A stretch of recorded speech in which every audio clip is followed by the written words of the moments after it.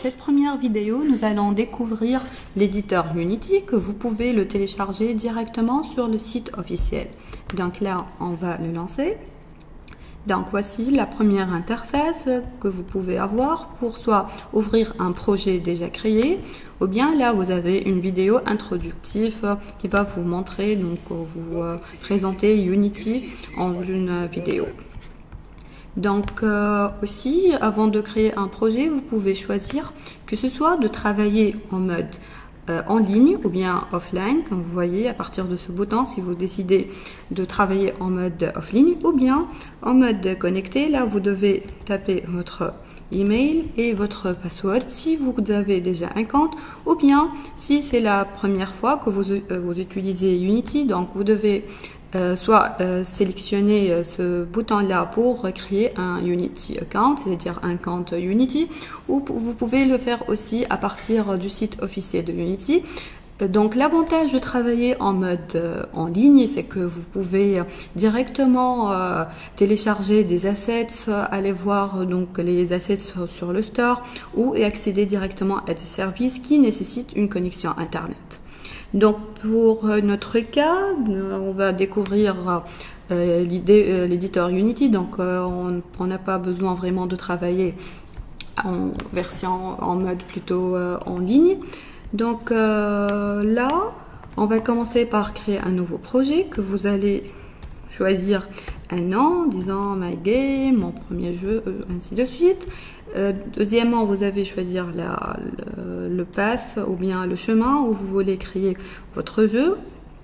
Tout de même, vous pouvez choisir si vous voulez créer un jeu 2D ou 3D. Donc, on va commencer par un jeu 3D. Donc là, vous avez un Assets Package qu'on va découvrir dans des prochaines vidéos. Et Create Project.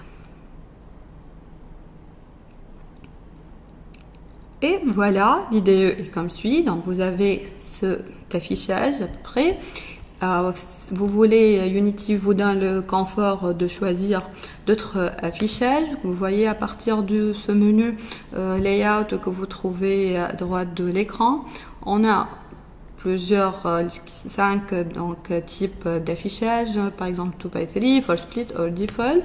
Donc vous voulez, si vous voulez adapter l'interface autrement, vous pouvez choisir un autre affichage. Par exemple là vous devez 4 affichages différents de Unity, de l'éditeur. Donc, selon la documentation de Unity, le layout le plus recommandé pour une première utilisation est celui 2x3 qu'on va l'adapter tout de suite. Donc, à gauche de l'interface, vous trouvez un onglet scène et un onglet game, ou bien on peut l'appeler aussi une vue sur la scène et une vue game. Donc, c'est quoi la différence entre les deux? On va le découvrir tout de suite.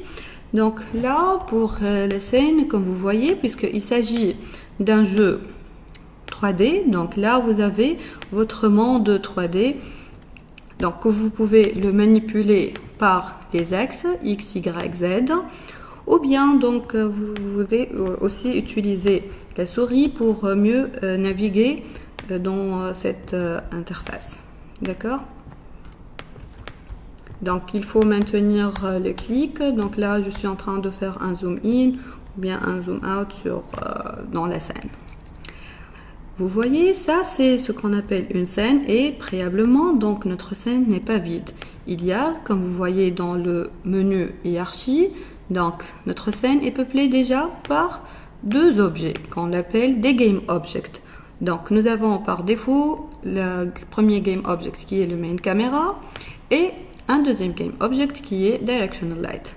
Donc pour la main camera, comme vous voyez, là à partir de l'inspecteur, il y a les différentes configurations, paramètres qu'on ne peut manipuler. Vous voyez, ce que j'ai fait maintenant, c'est que j'ai désactivé la main camera. Donc là, pour voir que ce game object qu'on a appelé main camera et le game object qu'on peut dire le principal, vu que c'est à travers la caméra qu'on va avoir une vue sur ce qu'on a sur la scène. Et finalement, c'est ce que le joueur va avoir. Donc on peut dire que la scène, ça peut être notre cuisine interne, on va ajouter des objets, mais finalement, avec la caméra, c'est le rendu final qui sera visualisé par l'utilisateur.